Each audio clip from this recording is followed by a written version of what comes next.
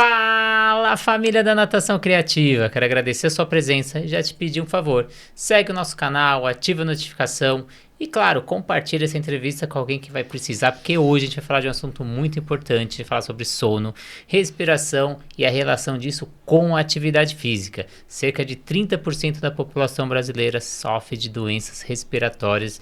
A gente vai ver o que isso impacta aí no exercício físico e na prática regular. E eu trouxe a especialista nesse assunto, Sandra Doria. Muito obrigado pela presença. Imagina, é um prazer. Agradeço. E antes de a gente entrar nesse assunto, vamos agradecer os nossos parceiros, o 19º Encontro de Técnicos, que vale muito importante aí para você. O ano passado a gente não teve, esse ano a gente está retornando aí com o nosso encontro, vai ser em Indaiatuba, compareça vários palestrantes, acesse o site da Natação Criativa para você conferir aí toda a programação. A plataforma Educar, com mais de 200 cursos para você estudar. Tá sem tempo? Então faça tudo isso de maneira online. O aplicativo da Swimtrack, você acha que é caro ter o seu próprio aplicativo, tem informações do seu aluno na palma da mão? O aplicativo que leva o seu logo, leva o nome da sua escola ou do seu personal aí, tudo aí na palma da mão do seu cliente e as informações do seu cliente também na palma da sua mão. Fábrica Criativas de Aulas de Natação, que te auxilia aí no planejamento e elaboração de aulas de natação. E a Sobrasa, quer levar projetos, quer saber sobre os dados sobre afogamento? Acesse sobrasa.org, diversos cursos gratuitos para você levar aí para sua academia ou para sua aula de personal. Mas vamos deixar de papo, doutora, qual é o papel aí da respiração adequada durante a prática de exercício físico? É respirar pela boca, é respirar pelo nariz, é respirar pelos dois?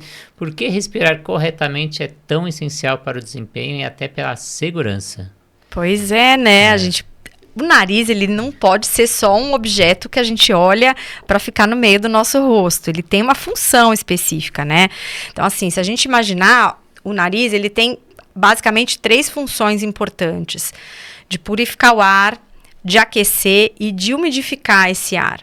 Então, eu tenho estruturas dentro do nariz que ele não passa sem passar por estruturas muito importantes lá dentro, né? Então, a primeira delas são os cornetos nasais, que são as chamadas, que a gente ouve falar como carnes esponjosas, né? Essas carnes esponjosas, na verdade, são estruturas que existem dentro do nosso nariz, que podem inchar ou murchar, a depender de estímulos. Então, por exemplo, um paciente que tem uma rinite alérgica, esse corneto, que são as chamadas carnes esponjosas, elas vão inchar muito. E com isso, vão entupir a passagem de ar, né? Entupindo a passagem de ar ou deixando essa passagem mais estreita, você não vai conseguir ter a sensação de que esse ar está entrando bem. Consequentemente, você vai acabar abrindo a boca. Pela boca, a gente não tem nenhuma dessas funções, né? Então, a gente vai ter mais chance de não conseguir dar conta do recado quando a gente está se exercitando, se a gente está respirando sempre pela boca com o nariz trancado. Não é muito comum, inclusive, quando em pós-operatório de cirurgias que corrigem a parede do meio do nariz, que é o septo, né? Então, em desvios de septo, paredes tortas, em que a gente corrige e deixa reto, esse paciente passa a ter um desempenho muito melhor depois em atividades físicas, seja ele atleta ou não. Então, é fundamental que você respire pelo nariz, isso é super importante. A gente teve uma entrevista anterior que a gente fez sobre o sono, falando da importância do sono, da insônia, até o que é prejudicial. Mas se a gente falar da relação do exercício físico, como o sono pode ajudar e atrapalhar a atividade física? Veja só, quando a gente pratica atividade física, a gente espera que nosso organismo tenha uma reserva para essa atividade física, né? Então, quando a gente dorme, a gente dorme não é à toa, né? Como eu já havia falado, a gente tem uma função específica para dormir em todos os órgãos do nosso corpo, até no músculo. O músculo ele precisa descansar para ter o dia seguinte ok. Tem uma fase determinada do sono que tem uma atonia muscular, ou seja, o tônus muscular do músculo da perna, do braço, é eliminado. Até como uma proteção para que a gente não exerça o que a gente está sonhando, né? Então, nesse momento do sono, a gente não tem tônus muscular nenhum. Isso é importante, porque a gente precisa de 20 a 25% dessa fase do sono para estar bem no dia seguinte, para estar criativo, para estar com com nossas atividades preservadas, inclusive com o músculo preservado durante o dia. Quando a gente dorme, a gente tem regularização e alentecimento de muitas funções, tanto do coração, com frequência cardíaca, com a pressão arterial, com o débito cardíaco, ou seja, com o quanto que sai do coração de fluxo de sangue, o alentecimento da própria respiração. Então, com essas mudanças, elas acabam sendo importantes porque elas ocorrem em 1/3 das nossas 24 horas. Então, se a gente não tem um sono de qualidade, seja porque ele está interrompido muitas vezes, ou porque ele está em tempo inadequado, ele está comprimido, você não vai conseguir ter um esporte de uma forma adequada. E mais do que isso, a chance de você ter lesão muscular nesses atletas ou durante uma atividade física é maior. Então, sempre lembrar disso, de que está associado doença do sono com mais lesões em atletas. Você quer saber mais sobre isso? A gente falou na entrevista anterior, corre lá no YouTube, veja a entrevista anterior. Se você não viu, eu vou deixar um card no final dessa entrevista para você assistir a outra. Mas então a gente falou sobre como o sono aí pode melhorar o exercício físico. Se te mudar a lente, como o exercício pode melhorar o sono? Boa. É uma relação bidirecional, realmente é uma relação completamente de vai e volta.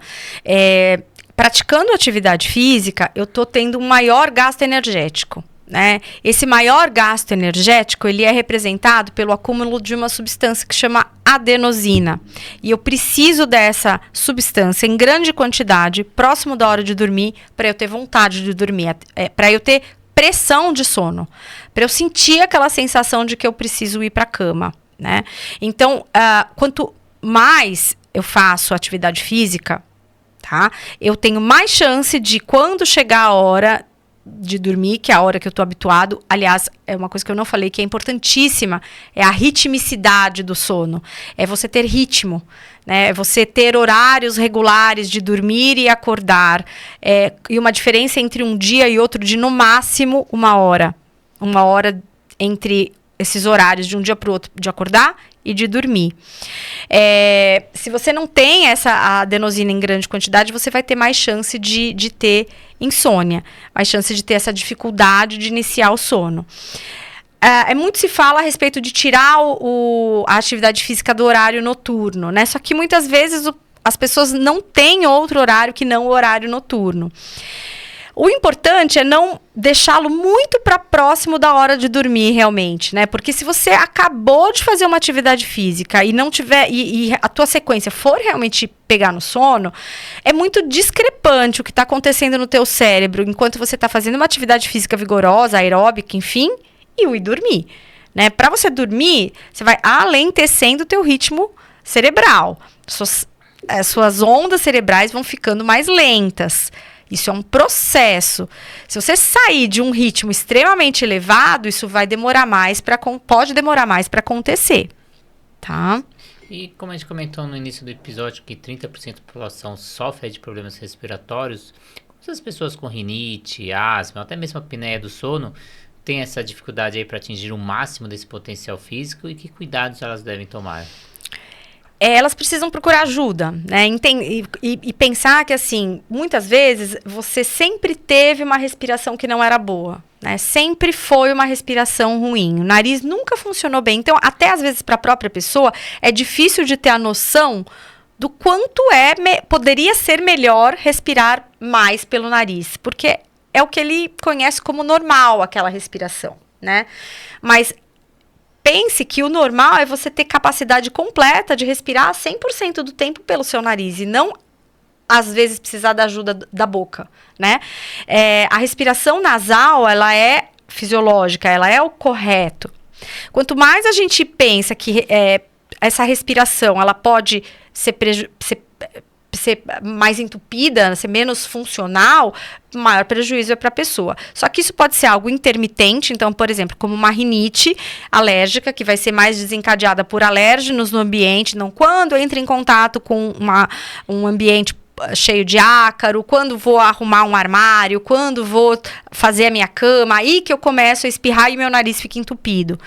Ou pode ser algo mais crônico, como, por exemplo, um pólipo dentro do nariz, uma estrutura que cresceu dentro do nariz, ou uma adenoide, como acontece em crianças, né, que é um aumento de um tecido que fica atrás do nariz e que isso pode ir bloqueando a respiração nasal. Então, a minha orientação é: não se contente em não ter uma respiração 100% adequada no nariz. Há saídas para isso, desde tratamentos clínicos, para melhorar a parte alérgica, para melhorar a parte de irritabilidade ali desses cornetos, dessas estruturas de dentro do nariz, até a procedimentos cirúrgicos, a depender do caso. Tem vários tratamentos otorrinolaringológicos que podem ser feitos para sair de uma ruelinha de ar que passa ali pelas narinas para uma avenida bilateral. E qual é o problema daquela pessoa que respira constantemente pela boca? Bom, primeiro, se ela respira sempre pela boca, ela vai respirar de noite também sempre pela boca, né? Ela vai ter mais chance dela acordar de madrugada com a boca extremamente seca, né? Não só a boca, mas a garganta. Isso vai ser um motivo de despertar, de fragmentação desse sono e de consequência diurna, fadiga, cansaço, sensação de que não dormiu o suficiente, de que está sempre cansada, de que não está disposta, né? Então, nariz ruim é uma grande causa de sono fragmentado, de sono ruim. Mas será que é o nariz? Pode ser o nariz. E quais são os sinais que alguém está respirando de forma inadequada durante a prática esportiva? É você perceber que ele está precisando usar demasiadamente a respiração oral, né? Então, assim, o normal é você conseguir ter... Eu preciso conseguir ter uma inspiração pela cavidade nasal, porque eu estou levando o ar para dentro do meu pulmão pelo lugar certo, e não pela via anômala, pela via alternativa, vamos dizer assim. E aquela famosa dor que a gente tem do lado, muita gente associa ela à respiração. É real, não é real, essa dor que a gente comenta tanto? Muitas vezes essa dor pode também ser secundária a você deglutir ar, né? Então, se você tem o ar indo para o estômago, você pode começar a ter um desconforto abdominal ali por conta de má respiração. Aí é mais comum ser a incoordenação da respiração com a atividade física e às vezes até com a fala. Se há uma fala junto com a atividade física, então é uma descoordenação pneumofônica, né? Pode acontecer essa descoordenação, e aí o ar acaba indo para o lugar errado, não para o pulmão, para a via digestiva, e aí pode acontecer dor. A gente respira constantemente durante o dia, a gente nem percebe que está respirando, mas qual a importância daquela respiração consciente, que você para, faz aquela famosa meditação? Quais são os benefícios disso? Veja, quando a gente para um pouco e respira com calma, a gente consegue olhar para dentro da gente, né, e levar embora muitas preocupações que muitas vezes são aquelas que vêm na nossa cabeça quando a gente acaba de deitar a cabeça no travesseiro, né? Ter um momento do dia em que você pode olhar para essas preocupações que não a hora de dormir é ótimo. Porque você, quando isso vier na sua cabeça na hora de dormir, você vai pensar: eu já fiz isso, todas as questões já estão bem resolvidas, já estão bem encaminhadas, porque foi feito isso no momento da meditação, da respiração, daquela hora que você está tentando se acalmar o seu ritmo, né, diminuindo o estresse, né? Tá mais do que sabido de que quando a gente dorme, a gente tem uma prevalência do sistema nervoso autônomo, que é o parasimpático, que é o da desaceleração, né? Quando a gente está estressado, quando a gente tem um pico de estresse de dia, a gente tem o oposto. A gente tem o sistema nervoso simpático, que é o da luta e fuga.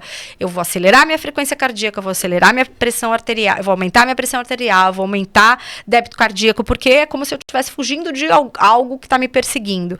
Só que isso é muito maléfico, você viver sempre sob efeito do sistema nervoso simpático, né? Quando eu desacelero, quando eu respiro fundo, quando eu estou meditando, quando eu estou calma, eu estou tentando dar a chance para o sistema parasimpático ocupar espaço no meu corpo e dar uma acalmada nos ânimos. E a gente tem também no exercício físico aquela pessoa que faz o exercício em apneia. Ele fala, principalmente exercícios de força, exercícios que o trabalho exige intensidade maior. Quais são tem algum mal disso de fazer exercícios em apneia? Olha, eu sinceramente desconheço. Não posso te dar informações. Eu não tenho conhecimento de te dizer que isso é maléfico. Por quê? Porque é totalmente diferente da apneia que ocorre no sono, né? A apneia que ela é feita durante o dia, ela é completamente voluntária, né? E quando a gente dorme, a gente tem alguns mecanismos que fazem a gente respirar. Durante o dia, a gente tem o controle voluntário. Associado ao controle voluntário, a gente depende dos gases que estão no nosso sangue para informar ao cérebro que a gente precisa respirar ou não, né? Então, de dia, a situação é completamente outra do que à noite. À noite, a gente não tem a nossa consciência para, preciso voltar a respirar, né? E de dia a gente tem. Então, a princípio, eu não te diria que seria algo maléfico, mas eu posso estar sendo ignorante no assunto, tá? Não é uma área que eu domino, em relação à apneia diurna. Sim. E aí, pra gente caminhar aqui pro fim, doutor, eu queria que você falasse um pouquinho dos benefícios que é do nosso esporte aqui, que a gente faz tanto aqui no nosso podcast, que é a natação. Uhum. Os benefícios aí que a gente tem da natação, do fortalecimento aí, tanto da parte pulmonar, do diafragma. O que a gente poderia falar aí da importância da natação nesse fortalecimento da respiração? Veja, a gente, para respirar e aumentar o tórax a ponto do pulmão encher de ar, a gente precisa de músculo, né? Os músculos da caixa torácica, elas são super importantes para essa expansão pulmonar, né? Mas não só isso, não só os músculos da caixa torácica, da faringe, da garganta. Então, a natação, ela é um esporte completo. Se você for perceber, ela não exige uma carga gravitacional do paciente ter a pressão no pé, no chão, então não reforça problemas de coluna, não tem alteração muscular, não tem sobrecarga de articulações, e a respiração acaba sendo algo que é constantemente utilizado. Se você não tiver uma boa coordenação da tua respiração, você não vai conseguir nadar bem, né? E ter um bom desempenho na natação. Então, a natação acumula um monte de adenosina, né? A gente vai conseguir, fazendo uma natação, a gente vai conseguir ter um sono realmente com uma qualidade melhor, porque você vai tá gastando energia de uma forma bem adequada. Então, eu queria que, pra gente caminhar aqui pro fim, deixasse as suas redes sociais, os seus projetos. Quem quiser saber um pouco mais sobre a doutora Sandra Doria, onde procurar, onde achar?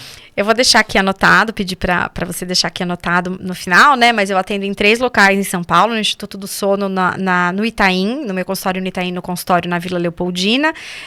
Atendo nesses 3 locais, faço pesquisa, dou aulas e também sou a responsável pelo serviço de polissonografia completa em domicílio, que é a Polissono no Lar. Minha rede social, meu Instagram é @DRA, de doutora, DRA Sandra Doria Sono, e o meu site é www.sandradoria.com.br. Então, queria agradecer muito a doutora Sandra, agradecer os nossos parceiros, agradecer o 19º Encontro de Técnicos, a plataforma Educar, o aplicativo da Swimtrack, a Fábrica Criativas de Aulas de Natação e a Sobrasa. E a você aí do outro lado que sempre acompanha a gente. Então, se essa entrevista fez sentido, compartilha com alguém que precisa, segue o nosso canal, ativa a notificação e até o próximo episódio.